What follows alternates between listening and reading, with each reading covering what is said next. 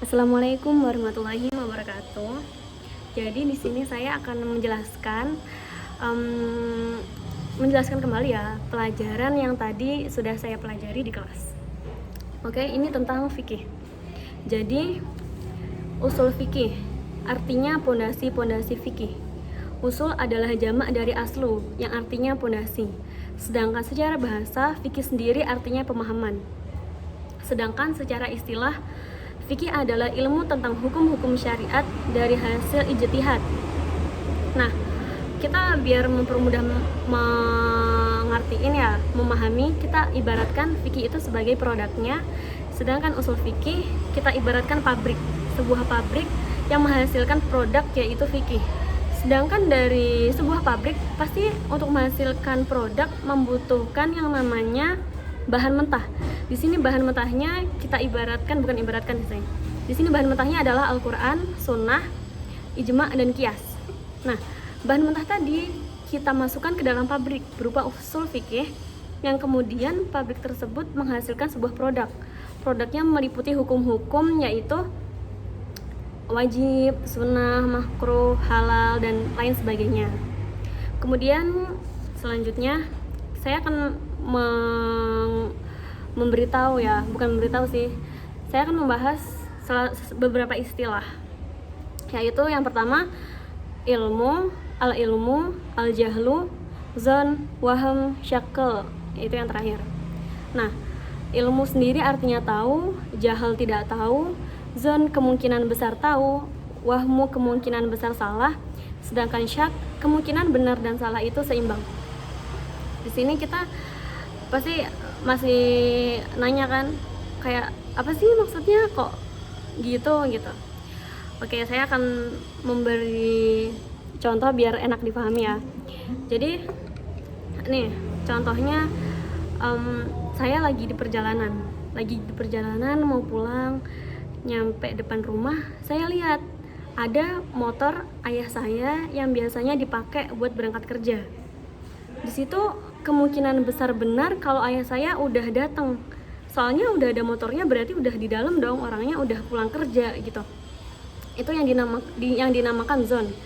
Sedangkan abis itu saya masuk sedangkan kalau seumpama yang artinya waham ini gimana sih? Kalau waham ini kemungkinan besar salah. Maksudnya kemungkinan besar salah kalau ayah saya nggak ada di rumah, soalnya udah ada motornya, ya pasti ayahku udah di rumah gitu. Itu waham.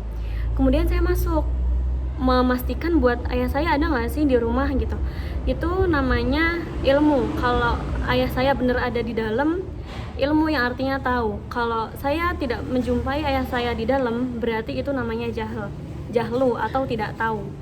Kemudian umpama lagi saya perjalanan nyampe depan rumah, baru tuh saya nggak lihat ada motor ayah saya, berarti kemungkinan benar dan salahnya seimbang, soalnya nggak ada motornya belum tentu ayah saya ada, belum tentu juga nggak ada gitu. Nah, itu yang dinamakan syakl. Kemudian kita masuk ke bab ahkam atau hukum. Jadi hukum itu ada 9. Yang pertama wajib, sunnah, mubah, haram, makruh, sahih, batal, rukhsah, sama azimah. 9. Pasti wajib, sunnah, haram, makruh, mubah udah nggak asing lagi kan, di telinga kita udah nggak asing lagi kan. Dan yang 4 tadi pasti apa sih? Sahih, batal, rukhsah itu apa sih, sama azimah. Oke, kita bahas yang udah sering kita dengar dulu. Wajib tentunya semua perkara yang apabila dikerjakan mendapat pahala dan apabila ditinggalkan berdosa, itu yang dinamakan wajib.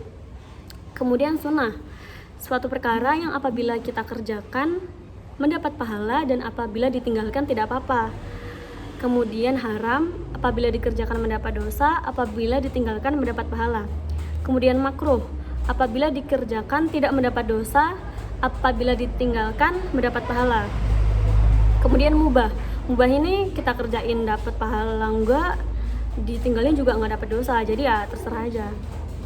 Kemudian nih sahih artinya Rukun dan syarat terpenuhi, bentuk lain daripada sah.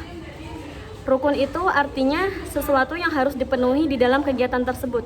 Sedangkan syarat, sesuatu yang harus dipenuhi di luar kegiatan tersebut. Ya, jadi itu artinya rukun dan syarat. Yang selanjutnya, saya akan menjelaskan tentang batol. Arti dari batol adalah salah satu atau keduanya dari syarat dan rukun tidak terpenuhi. Itu batol.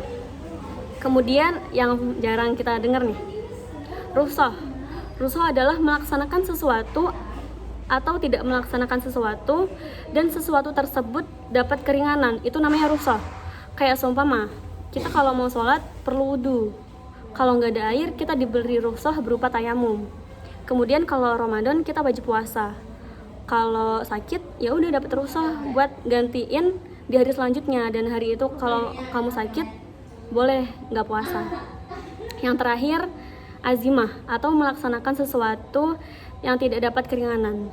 Contohnya, seumpama sholat zuhur 4 rakaat ya 4 rakaat, nggak bisa ngediskon, minta diskon 2, minta nego 3 aja lah, satunya nggak usah gitu, nggak bisa. Itu nggak ada keringanan ya kalau udah tentang kayak gitu. Itu yang dinamakan azimah. Jadi syukron penjelasan dari saya. Kurang lebihnya mohon maaf. Wassalamualaikum warahmatullahi wabarakatuh.